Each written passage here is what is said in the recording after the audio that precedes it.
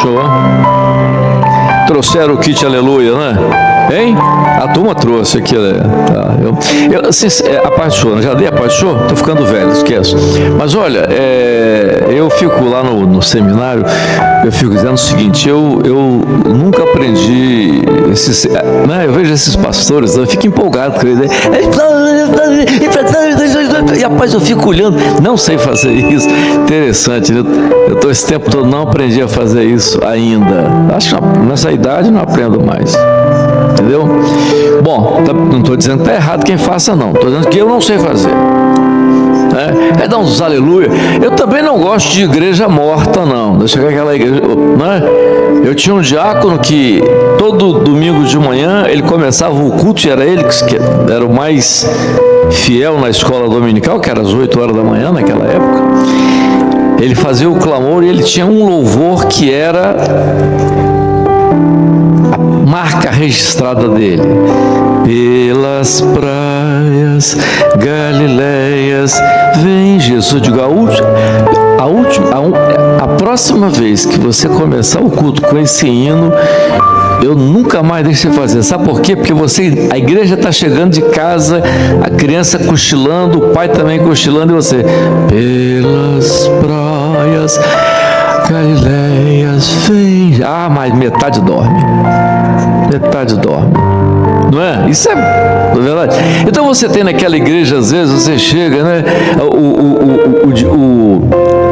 O louvoreiro já vai para frente com a mãozinha parada e o olhar perdido no infinito. A paz do Senhor, meus irmãos. Vamos cantar o louvor 342 da nossa coletânea. Amém. Uma oração de glorificação. Amém. Glória a Deus. Vamos cantar agora. Aí é horrível. Aí também ninguém aguenta, né? Esse tipo de também não dá para, né? Não dá para enfrentar isso aí, não. Agora, também tem hora que o pessoal também grita com força, né? Também não precisa também apelar, né? Vamos devagar, meio termo. Bom, eu vou colocar um texto aqui. Nós estamos falando para pais, né? Os pais. Eu quero fazer uma pergunta a todos que estão aqui. Levanta a mão aqui, os pedagogos. Quem tem curso de pedagogia? Levanta a mão. Tem uma irmã ali, tem outra lá, 3, e um monte de pedagogo. Eu tenho medo de pedagogo. Sabe por quê? Quando eu entrei na faculdade de medicina, eu fiz medicina na UFES. E no cursinho, eu tinha sido o melhor aluno. Então eles tinham aquela coisa de pegar o melhor aluno e colocar para iniciar como professor. E eu no primeiro ano de medicina fui professor de química inorgânica, que era que foi a matéria que eu tive a maior nota no vestibular. A maior média do vestibular todo foi a minha, que eu dominava bem a matéria. Mas eu sabia bem química, mas eu não sabia dar aula. Interessante, eu tinha 20 aninhos, 19 aninhos e tal, garoto, não sabia dar aula, nunca tinha dado aula. Aí fui dar aula, eu aprendi com as pedagogas. Mateus, não faz assim, você tem que preparar a aula. Eu não preparava nada, estava tudo na cabeça. Você não tem um roteiro? Não tenho. Eu só sabia qual era o assunto e tal. E aprendi muito com as pedagogas. Hoje, as pessoas lá no Mané dizem, Mateus, você dá aula direitinho. E eu dou porque eu aprendi com as pedagogas. Elas me ensinaram tudo que eu sei de dar aula. Aprendi com as pedagogas. Não sabia dar aula. Fiquei 6 anos na faculdade, 6 anos dando aula no cursinho. E aprendi demais com as pedagogas. Mas agora tem uma coisa nova no nível das pedagogas, que é a psicopedagogia, né? Que é um assunto novo, um tema novo dentro disso. E eu quero só começar fazendo uma observação sobre esse assunto.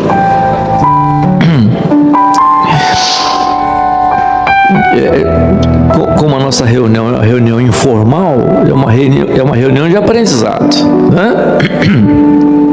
Nós vamos entrar, vou ler o texto bíblico agora. Quando um dos grandes cientistas da psicanálise, um dos maiores, que Freud começou a estudar o psique, o estudo da personalidade, ele fez uma divisão no estudo da personalidade, e todo mundo, dos que eu falei das pedagogas que elas conhecem muito bem, os psicólogos também. Tem psicólogo aqui? Levanta a mão. Precisa até aprender com psicólogo sabe. Muito bem. Então, três etapas na classificação freudiana da personalidade. A maioria já ouviu falar sobre id, ego e superego. Né? O id é aquilo do prazer, né? Sensação de prazer, mas ele não discerne bem as coisas. A criança, o bebê, por exemplo, ele chora porque está com fome, né? A pessoa tomou o brinquedinho dele, ele reclama, chora e tal. Aquilo é o id dele, faz parte. A personalidade, ela é genética. Não cometam o erro, viu, pastores, obreiros, de dizer fulano de tal é uma pessoa sem personalidade. Isso é um erro crasso, gravíssimo. A palavra personalidade vem de persona. Todo mundo tem, só perde quando morre. Isso é personalidade. Todo mundo tem personalidade, todo mundo tem. Agora, caráter, aí é outra coisa. Caráter é formação, aí você forma. Não, muito bem. Todo mundo tem. Aí nós vamos ver, dentro disso que Freud falou, as características dessa personalidade. O id, o ego. O que é o ego? O ego é quando ele aprende a realidade. Ele sabe o que é certo, sabe o que é errado. Ele sabe que se ele atravessar a rua ali, o carro pode pegar e matar. Então ele não atravessa, tal. Né? Ele sabe que se ele botar a mão na panela quente, ele vai queimar, então ele não põe. E o superego é uma informação que você dá ao ego para que ele melhore o seu desenvolvimento dentro da sociedade. Por exemplo, aí no superego que entra exatamente a nossa participação, principalmente a participação no trabalho que é feito com as crianças e adolescentes. Porque no superego é a informação que você dá a ele para ele melhorar o ego. Tem aquelas informações que você dá que são da própria família. Tem famílias que têm seus conceitos, seus preceitos. Meu pai dizia, papai não era do mundo naquela época, jovem, papai nunca deixou de pagar uma coisa. Ele era perfeito naquilo. Se papai dissesse uma coisa para você, era aquilo que estava dito e não voltava atrás. Entendeu? Isso era cultural. Nós aprendemos isso. Quando eu tive 15, quando eu completei 15 anos, meu irmão tinha 12 para 13. Nós temos um irmão mais novo que nasceu depois. Papai sentou com nós dois, veja, do mundo, papai semi-analfabeto. Sentou com nós dois e disse: vocês estão ficando jovenzinhos, né? Daqui a pouco vão se interessar, né? Vão começar a namorar. Respeitem as pessoas e as filhas dos outros. Isso é superego. Você aprende de formação. Nós temos uma vantagem muito grande porque nós temos o Evangelho. E o Evangelho é uma formação extraordinária. Ensina a criança o caminho que ela tem, essa informação de superego. Vamos agora botar o texto, que eu quero dar uma palavra baseada nesse texto. Vamos lá. Cadê o texto? Lindo esse texto, né? A Bíblia tem coisas extraordinárias. Esse texto é um texto que mexe com a gente, né? Olha lá o que... Vamos lá. Ouve, Israel, o Senhor nosso Deus é o único Senhor. Amarás, pois, o Senhor teu Deus de todo o teu coração, de toda a tua alma, de todo o teu poder. E essas palavras que hoje te ordeno estarão no teu coração e as intimarás a teus filhos, e delas falarás, assentado em tua casa, e andando pelo caminho, e deitando-te e levantando-te. Também as atarás por sinal na tua mão, e te serão por testeira entre os teus olhos. E as escreverás nos umbrais da tua casa e nas tuas portas. E havendo-se, pois, o Senhor teu Deus introduzido na terra que jurou a teus pais, Abraão, Isaque e Jacó, te daria grandes e boas cidades que tu não edificaste. Eu vou contar uma experiência dentro desse texto.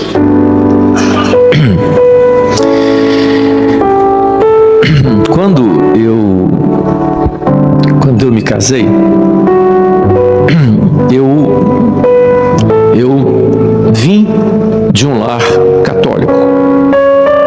Eu tenho uma formação familiar toda católica. Eu fui ajudante de padre. Acho que muitos já sabem disso. Eu fui criado até a minha adolescência para ser padre.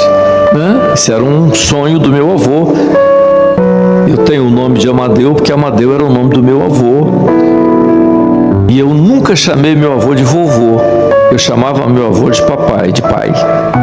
Eu tinha dois pais, né? Chamava meu pai e ele também eu chamava de pai. Porque a maior parte da minha vida eu passei com eles, com meus avós paternos. E o sonho do meu avô é que eu fosse padre, porque ele era filho de portugueses e toda a família de portugueses tinha sempre na família um padre. E ele queria, por todo que eu fosse aquilo. E eu fui educado daquela forma. Participava das coisas direitinho, acompanhava o padre em todos os seus coisas, conhecia tudo aquilo. Então, era uma pessoa religiosa, extremamente religiosa. Nunca fumei, nunca bebi, nunca usei drogas. Mas a minha concepção era puramente daquilo que eu aprendi na minha formação familiar. Quando eu me converti, fui para a igreja, mas não tinha muito conhecimento de Bíblia. Logo, alguns anos depois eu casei, e a minha esposa nasceu no Evangelho. Até hoje ela fala, você precisa ser mais pentecostal. Eu digo, você era crente tradicional e eu era católico. Entendeu? Vê de onde você veio e de onde eu vim. Eu vim da idolatria, porque eu era idólatra. Então, claro, aquela coisa toda. Aí ela, não. Mas a família eles tinham, na tradição, eles tinham uma coisa, eles tinham certos conceitos. E quando eu me casei, o pai dela chamou e disse, minha filha, olha aqui, você está casando e você vai ter que, a partir de agora, orar pelos que virão, pelos filhos que virão, pela vida deles e por eles. Separa um dia na semana para jejuar por eles, ou fazer uma madrugada por eles, um dia especial pelos seus filhos. Fez isso com todos os filhos, ele fez isso com todos os filhos. E lá em casa, então, tinha quarta-feira. Quarta-feira era o jejum até meio-dia, hein? Então não estou mandando ninguém fazer isso não. Mas era um jejum até meio-dia pelos filhos, que viriam, não tinha filhos ainda. Depois que vieram, a gente continuou. Então a gente colocava pelo casamento, já aquela coisa triste, que era pelo casamento. A gente via as bichinhas tudo pequenininha, eu olhava assim, os caras adolescentes, eu digo, se um camarada aparecer aqui porque tentava com a minha filha, eu vou matar ele. Aquele negócio. Arranjei um cachorro bravo. De que o primeiro apareceu lá para namorar com a minha madrinha, eu soltei o cachorro em cima dele. Ele correu para um lado, o que é isso? É tio, me chamando de tio. Tio, você vai ver esse cachorro atrás de você. Correu a cata, tio, negócio de tio, tá? Mas a gente orava e tal. Com quem vai casar, como é que vai ser e tal. Tudo aquilo. Eu não tive filho homem, só tive 3 meninas. Muito bem. Nós fizemos isso durante muito tempo. E um dia, a minha esposa foi entregar o jejum ao meio-dia pelas meninas. Já estavam, né, crescidinhas, já estavam entrando na adolescência e tal. E ela, quando ela entregou o jejum, ela abriu a palavra e o texto foi esse.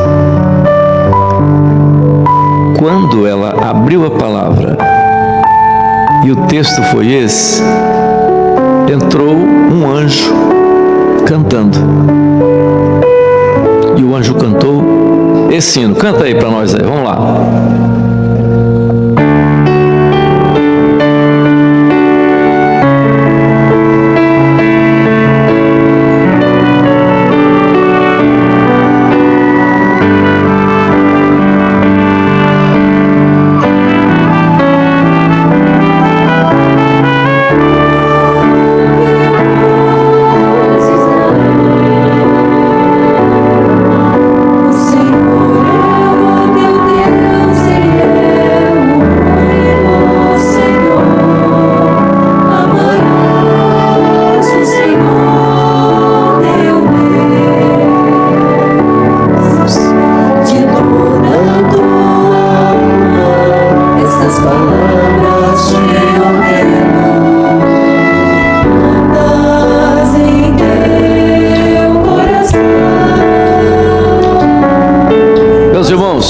Até aí depois a gente canta mais. Olha só, o que o senhor estava falando, fazendo ali? A promessa. A promessa não foi a experiência para mim, para minha casa lá, a experiência da esposa, mas a promessa é para Israel. Nós somos também Israel, nós somos igreja. A promessa é para nós. Os nossos filhos são herança. Nós temos que orar por eles, às vezes ainda no ventre, né? Tem que orar por ele, pela escolha, lá no ventre, né? A gente ora, clama, intercede. Eu sei que todos vocês fazem isso. Alguns converteram depois, os nenéns já tinham vindo, já vieram, mas agora eles vão ser santificados por você, pela sua oração. Sabe por quê? Porque você ouve a voz do Espírito Santo. Ouve, Israel, o Senhor é o único Deus. E na verdade, quando nós colocamos isso na nossa vida, a bênção do Senhor enriquece e não acrescenta dores. Essa é a grande realidade. E todas as famílias, a gente viu isso na igreja, eu vivi isso na igreja há muitos anos, eu tive o prazer, um dia eu fiz um casamento, agora recentemente, há um tempo atrás aqui eu fiz um casamento, aí a mãe chegou, me abraçou e tal. Ei, Amadeu, que bom, né, filho? Você aqui, fazendo casamento, você lembra dela, né? Eu falei, e tal. Pois é, você a consagrou, né? E agora está fazendo casamento. Essas coisas não são boas não, porque a gente fica assim meio pensando em tempo, e tempo não é uma coisa agradável, mas tudo bem, você consagrou ela e agora você está casando, está tudo bem, mas o que é importante, ela nasceu na igreja, cresceu na igreja, casou na igreja. Que coisa maravilhosa. É tudo que a gente quer, é tudo que você quer, tudo que eu quero, tudo que nós queremos da nossa herança. Você levou na barriga, você 9 meses nasceu, você trouxe, consagrou, o Senhor é tua, Senhor, e tal, ensinou, levou a palavra, aquilo que está ali no texto. Ela foi pequenininho, foi intermediário, foi adolescente, foi jovem, casou na presença do Senhor. Você é bem-aventurado, você é uma vitoriosa, você é um vitorioso. Mas por que isso? Mas eu vou contar coisas às vezes que não são muito boas, não são alegres. Eu tinha numa igreja, isso há muitos anos, algumas crianças problemáticas. Chamava os pais, conversava. E tinha uma muito problemática, muito. E ele era um intermediário. E a professora não sabia mais o que fazer. Aí um dia eu fui na igreja, quando eu começo, era um dia, parece que nós tínhamos deixado as crianças na classe por algum motivo. Quando eu fui à frente, ele encheu a boca, não sei como, onde ele tirou aquilo, ele encheu a boca de chiclete. Ele devia ter um garoto assim de uns 8 anos, mais ou menos. Encheu a boca de chiclete. Aí fez aquela bola desse tamanho. Pof! Eu parei, olhei. Aí ele continuou. Pof! Eu falei, tia, toma o chiclete dele. A tia foi tirar, tomar, quase bateu na tia. Eu falei, entrega o chiclete à tia. Ele. E continuou. Eu falei, a tia vai pegar o menino e tira ele do culto. Botei para fora do culto. A mãe virou o capeta, pô. Entendeu? Brava comigo, não sei o que lá, quase me bateu. Digo, ó, o seu filho não respeita culto, ele não tem temor, mas aqui tem ordem. Ele vai ficar fora do culto. Ele precisa aprender, você tem que ensinar. Ficou revoltada, coisa horrível, queria não sei o que lá, aquelas coisas todas. Passaram-se uns anos, eu vi esse menino numa situação muito triste, muito, muito triste. E eu disse para a mãe, você lembra da situação desse menino? A gente nunca espera. Não é isso não. Não vem com essa conversa, com essa desculpa. As pessoas, cada um tem o seu caminho. Não, senhor. Não é isso não. Você falhou. Lá atrás você falhou. Eu não estou dizendo aqui, nem ensinando alguém aqui a fazer certas coisas, que daqui a pouco eu posso ser preso, né? E tal. Mas a correção tem que existir, pois.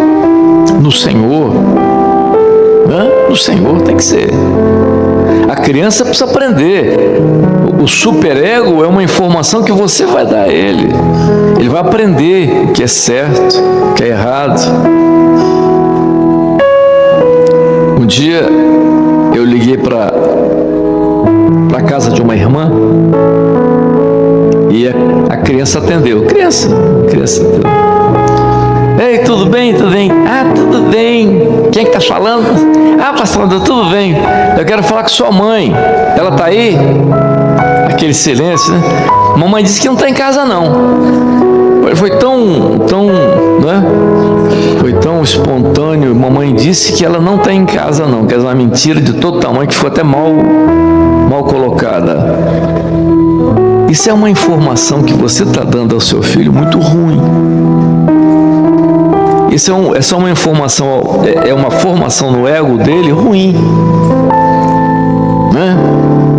Eu chamei a atenção dela, ela disse, Mateus, tem mentira que não faz mal a ninguém, não faz mal a ninguém, é mentira que não faz, mentira, mentirinha, mentirona. Então veja, nós temos que ter cuidado, porque nós estamos formando a criança, o adolescente. Por que o adolescente é uma idade especial? Por uma série de motivos. Você tem um amadurecimento dele? Tem. Psicológico, sim. Psicológico, físico, hormonal. Tudo isso. Você, como pai, tem que entender as fases da criança, não é? Que você vê, às vezes ele começa na adolescência, começa com certas coisas, você tem que observar, tem que ter cuidado. Principalmente na adolescência. Por que você tem que ter cuidado? Porque você tem que ter cuidado, porque aquilo que às vezes você não domina, ele domina muito bem. Meu neto pegou o celular 2 anos e meio. Olha a idade da criatura. 2 anos e meio. Pegou o celular da minha mão, olhou para mim para desbloquear, já sabia, né? Desbloqueia. Aí ele vai lá. O que você está vendo aí? Aí ele fica ali ele entra ali e esquece tudo que está em volta. Eu vejo um bicho passando para lá, para cá, e ela tem 2 anos e meio. Aí a mãe chegou e disse assim: não quero você vendo isso. Ele calado. Não quero você vendo isso, mamãe vai tomar o celular. Ele calado. Vou contar até 10. Ele calado. 1, 2, 3, 4. Conta não. Vou contar. 1, 2, 2 anos e meio. Conta até 1000. Eu falei, 2 anos e meio. Negócio agarrado. Aí você não domina. As crianças têm acesso hoje a coisas boas, mas a coisas horrorosas. Coisas horrorosas. Que tem na internet. Por exemplo, uma irmã me procurou, eu era pastor na igreja aqui, uma irmã me procurou e disse: meu filho não consegue dormir. O pastor tem dias e dias que ele não consegue dormir. Ele, na hora de dormir, ele vê um bicho que chega perto dele, fica fazendo as coisas assim e tal, e ele fica gritando: eu vou ter que ir lá perto dele porque o bicho está lá para pegar ele, aquela coisa toda. E como é que é esse bicho? Assim. Ele começou a descrever o bicho e tal. Aí a mãe começou a observar. Era um desenho que ele via na televisão, que era um bicho. Aí ele tinha aquele bicho lá da televisão. A gente não sabe nem como que essas coisas são criadas. Então vejam, nós estamos vivendo um momento muito difícil. Nós estamos vivendo os problemas nas escolas, os conteúdos que vêm para os nossos filhos.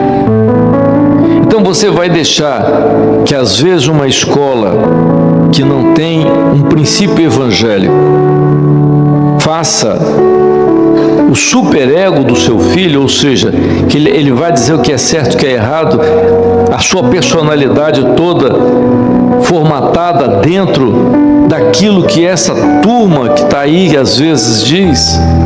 Então você tem que vigiar. Você tem que vigiar.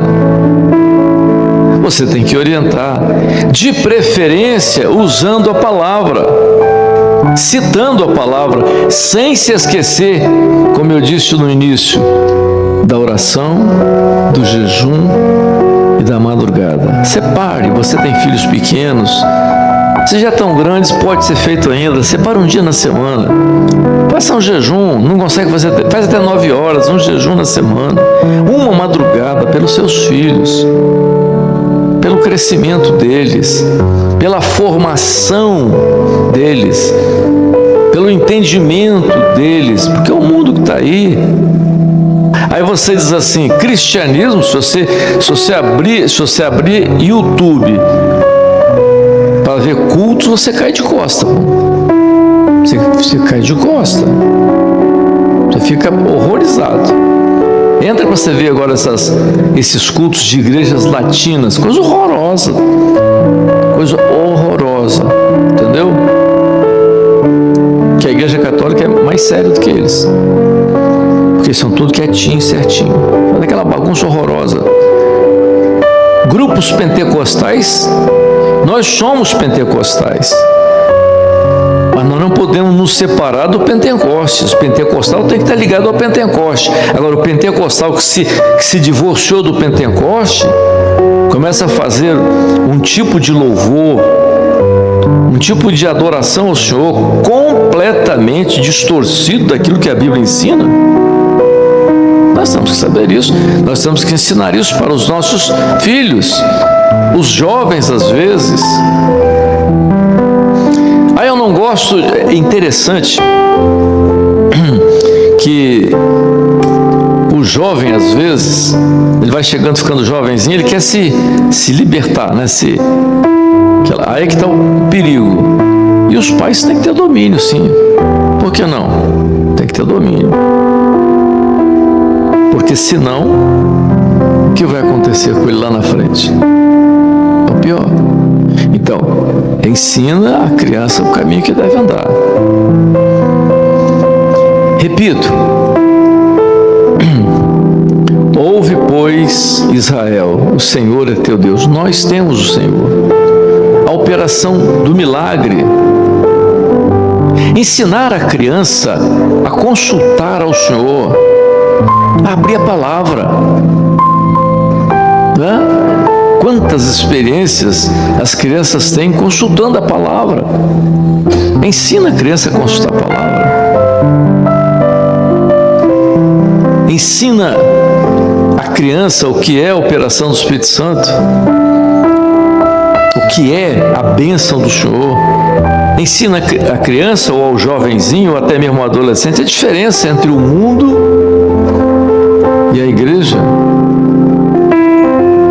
Por que as igrejas chamadas históricas e tradicionais perderam todos os seus adolescentes e jovens, na grande maioria?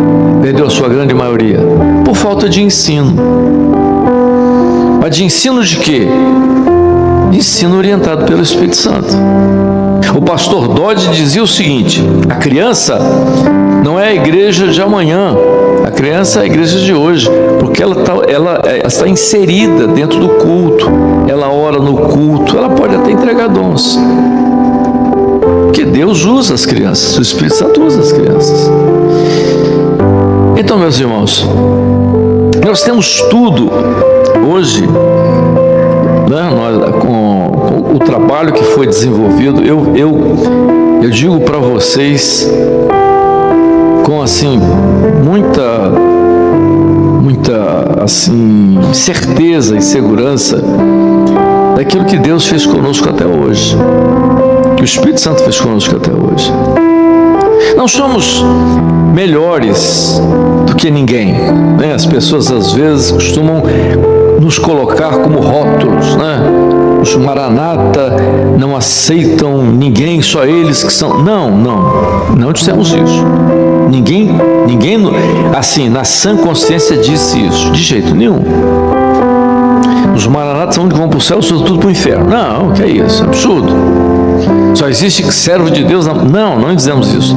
O que nós falamos é que Deus nos colocou dentro da palavra para viver a palavra e aquilo que a palavra nos ensina e o que nós alcançamos dentro da palavra pela operação do Espírito Santo. Isso é bíblico. É só ler as cartas de Paulo. É o que nós fazemos. Todo o ensino, é por isso que hoje nós estamos alcançando o mundo todo. Nós estamos alcançando o mundo todo. 170 países. Nós somos surpreendidos de quando em vez. Igrejas na Índia, igrejas no Nepal. Onde você podia imaginar? Eu me lembro do tempo de Jonas. E Jonas entregava a revelação. Jonas um dia me chamou, eu era ungido, ele era pastor, disse assim: você vai ver coisas que eu não vou ver. Você vai ver aonde essa obra vai chegar.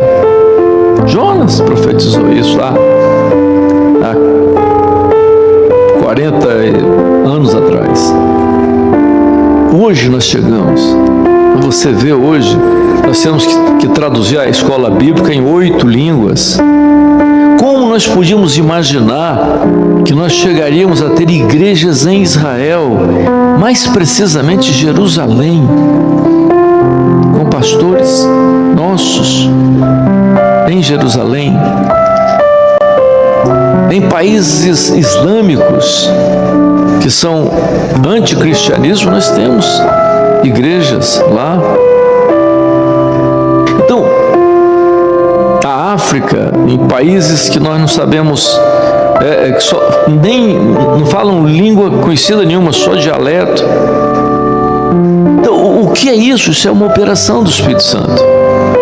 Isso é uma operação do Espírito Santo nesse tempo? Sim, o Espírito Santo operando nesse tempo. Mas nós temos que zelar pela nossa herança.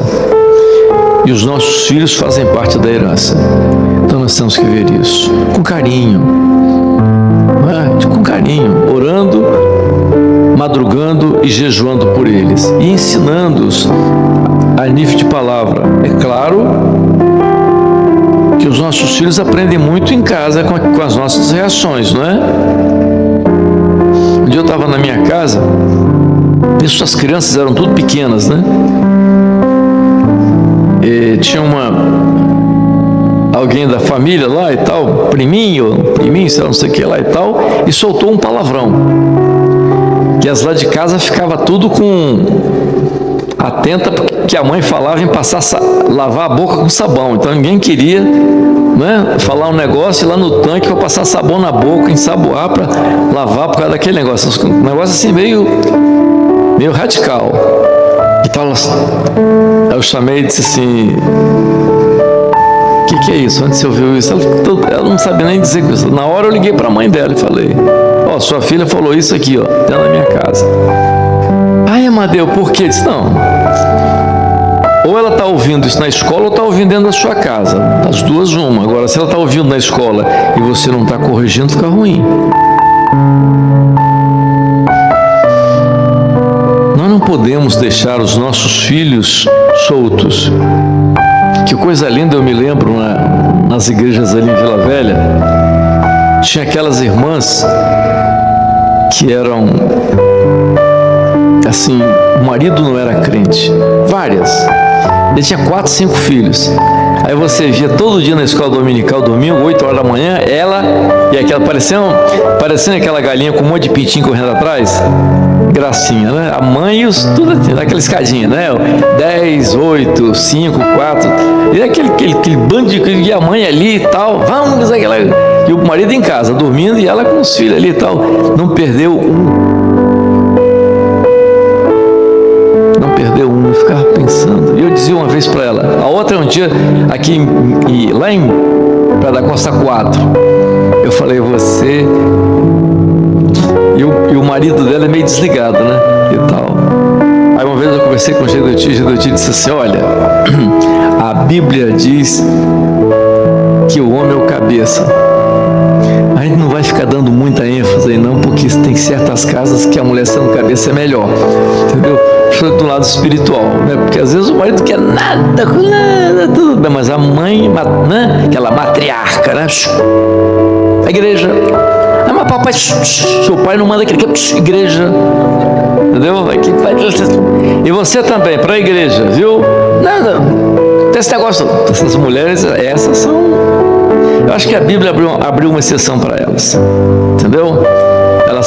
Elas são o interior da cabeça, eu acho. O cérebro, né? Porque tem, né? O homem é o cabeça, mas elas o cérebro. Pronto. Tem a cabeça, o homem é só o osso, né? Aquele crânio e tal, mas dentro, mulheres maravilhosas. Eu acompanhei isso, né? E tentava pular de um lado, ela no culto. Eu lembro de uma, ela sentava aqui e os bichinhos tudo aqui, eram 3.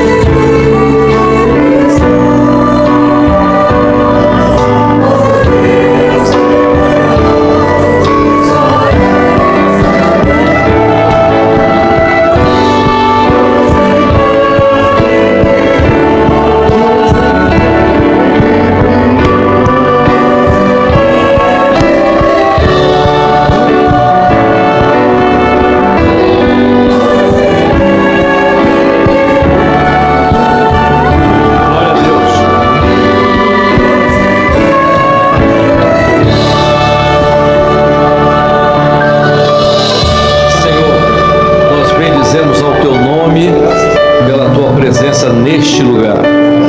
Pela maneira, ó Deus, como Tu tens nos conduzido nesses últimos dias, através da palavra, da direção do Teu Espírito. Agora colocamos, Senhor, diante de Ti os lares aqui representados, as famílias. Dá ao Teu povo, Senhor, sabedoria, prudência, equilíbrio e direção do Teu Espírito, para que o Teu nome seja engrandecido e glorificado.